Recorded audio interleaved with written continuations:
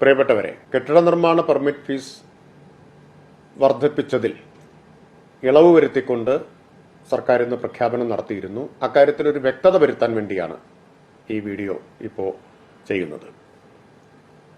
Permit fees വർധനവ് നിലവിൽ വന്നത് 2023 ഏപ്രിൽ 10 മുതലാണ്. ഇന്നാണ് അതിൽ ഇളവ് വരുത്തിക്കൊണ്ട് സർക്കാർ പ്രഖ്യാപനം നടത്തിയത്. ഓഗസ്റ്റ് 1 മുതൽ അത് പ്രാബല്യത്തിൽ വരുമെന്നും പറഞ്ഞിരുന്നു. ഇപ്പോൾ വ്യാപകമായി ചോദ്യം വരുന്നുണ്ട്, ഇതിനകം അടച്ചവർക്ക് ഈ ഇളവ് ലഭിക്കുമോ എന്ന കാര്യം. ചിലർ ബോധപൂർവം തന്നെ തെറ്റിദ്ധാരണ സൃഷ്ടിക്കാനും ശ്രമിക്കുന്നുണ്ട്. കാരണം സർക്കാർ പെർമിറ്റ് ഫീസ് കുറച്ച നടപടി ചിലരെങ്കിലും അല്പനിരാശയിലാക്കിയിട്ടുണ്ട്. കാരണം ഇതിന്റെ ആനുകൂല്യം മുഴുവൻ തദ്ദേശ സ്ഥാപനങ്ങൾക്കാണ് കിട്ടിയതെങ്കിലും സർക്കാരിനെയാണല്ലോ പഴിചാരിക്കൊണ്ടിരുന്നത്. ആ പഴിചാരാനുള്ള അവസരം നഷ്ടപ്പെട്ടതിന്റെ ഖേദം ചിലർ തീർക്കുന്നത് ആശയക്കുഴപ്പം സൃഷ്ടിച്ചുകൊണ്ടാണ്. ഒരു കാര്യത്തിൽ വ്യക്തത വരുത്തട്ടെ, ഇതിന് 2023 ഏപ്രിൽ 10 മുതൽ പ്രാബല്യമുണ്ടായിരിക്കും ഈ ഇളവുകൾക്ക്.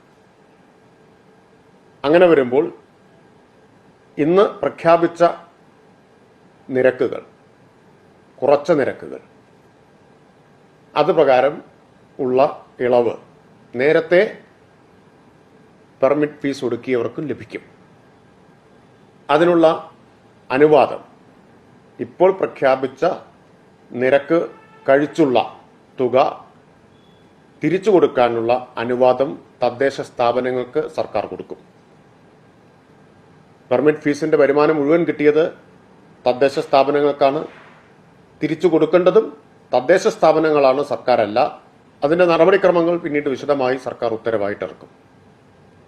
പണം തിരിച്ചു നൽകുക ഓൺലൈനായിട്ടായിരിക്കും.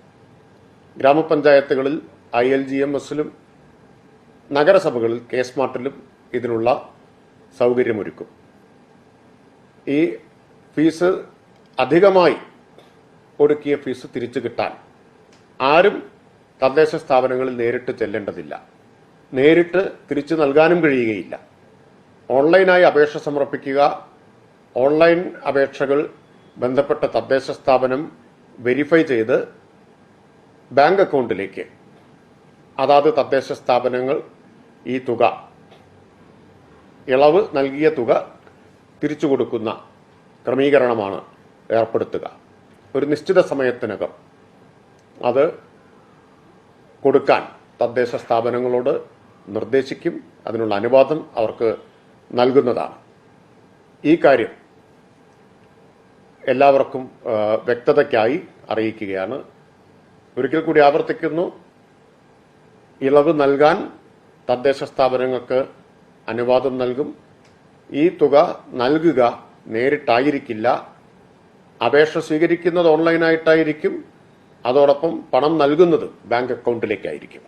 അതുകൊണ്ട് ആരും തദ്ദേശ സ്ഥാപനങ്ങളിൽ നേരിട്ട് ഇതിനായി സമീപിക്കേണ്ടതില്ല.